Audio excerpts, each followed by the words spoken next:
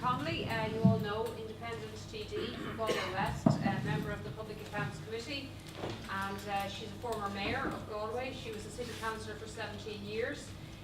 She's pursued the provision of sustainable public transport services during her political career, and she's also an example of cycle use in Galway, as Shane's talking about, because you'll see her on the bicycle all the time. So there you go.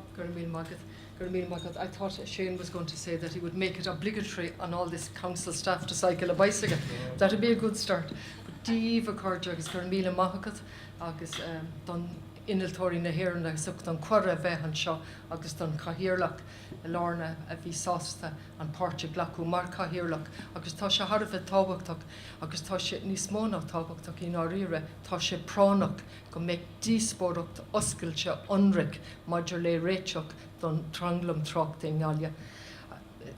Thank you very much to Engineers Ireland for the invitation and to Lorna for chairing.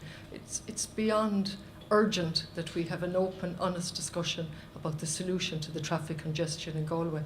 And I was thinking about this tonight, and I'm not frightening you with those, and I won't be reading from them, but I'll be making a reference to them in context. I was elected in 1999, and I stopped being councillor in 2016, when I had the privilege of going to the Éireann. From 1999 to 2016, I watched as all eggs went into one basket and the outer bypass was the only solution in town. Those of us who dared to put our head above the parapet, and there were others more courageous than I, were deemed and ostracised, and every single election it was brought up as an absolute campaign. They are negative, they are against what's good for Galway. And when the crisis happened in Ireland, one of the learning things was that of the crowd mentality, the group mentality. That's what came up in every single inquiry and every questioning, was the group mentality in Ireland and no daring to question. Well, I have taken courage, I have to say, from people like Derek Hamilton and other people, somebody who's no longer with us, who gave of his time very generously in relation to light rail. I won't mention his name here tonight, certainly to the Labour Party in the past and to the people of Galway, and he's no longer with us in relation to light rail. And lots of very good people who said there are different solutions, there are different ways.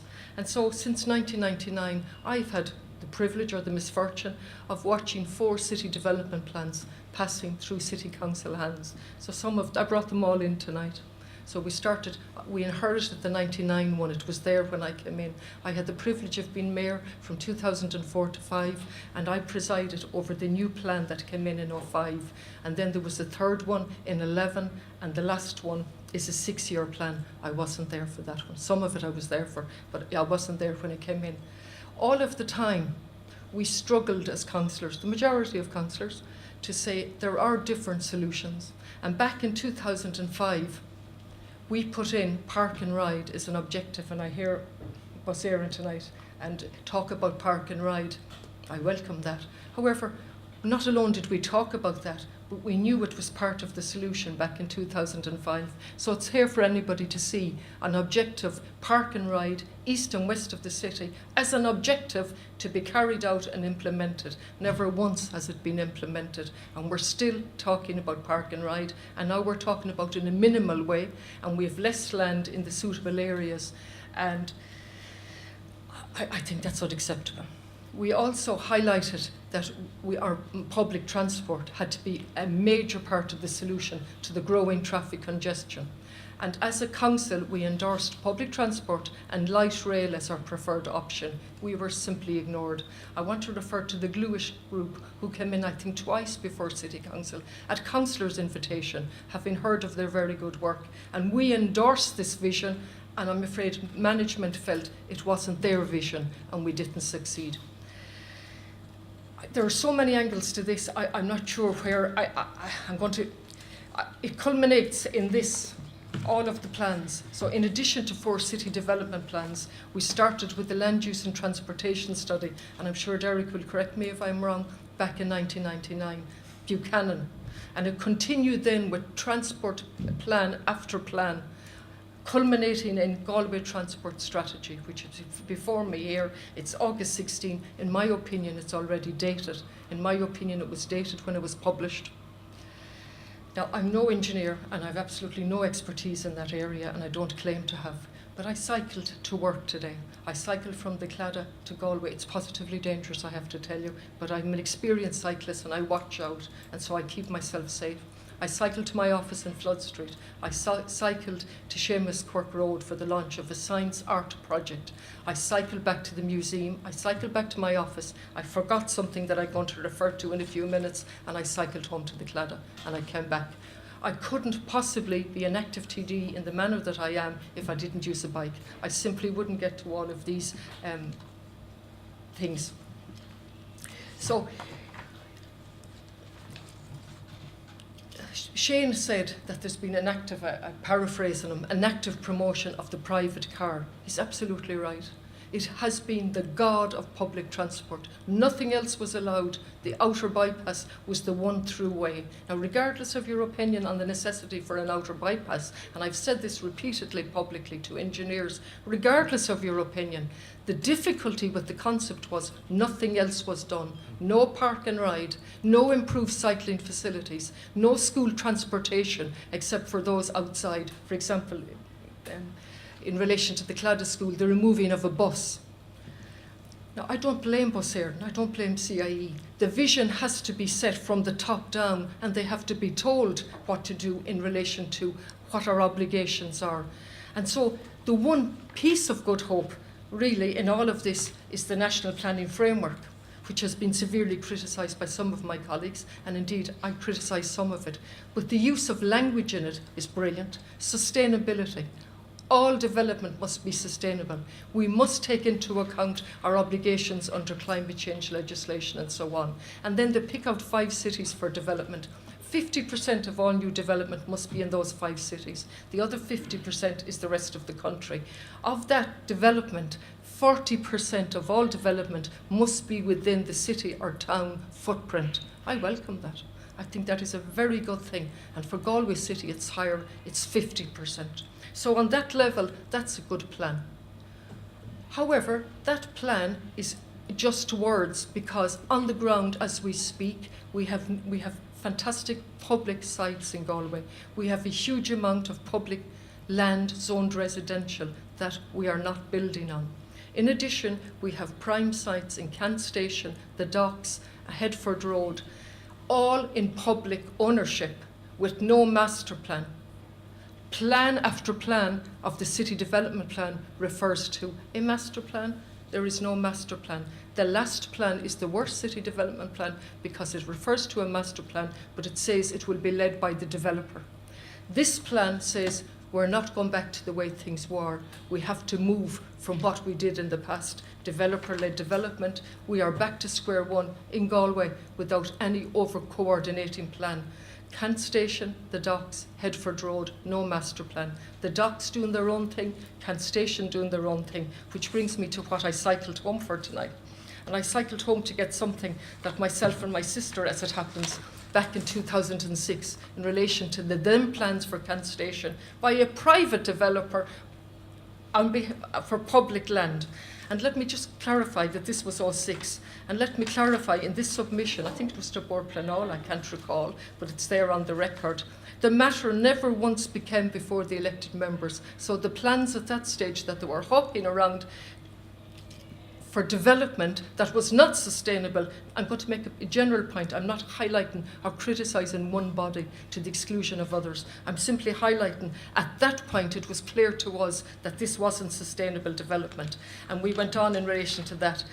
And then I go on to say, the recent draft document prepared by the City Manager for submission to the new National Development Plan, and that was 2007 to 2013, is clearly a wake-up call for Galway City. This is 2006, and I refer the consultants to the said document.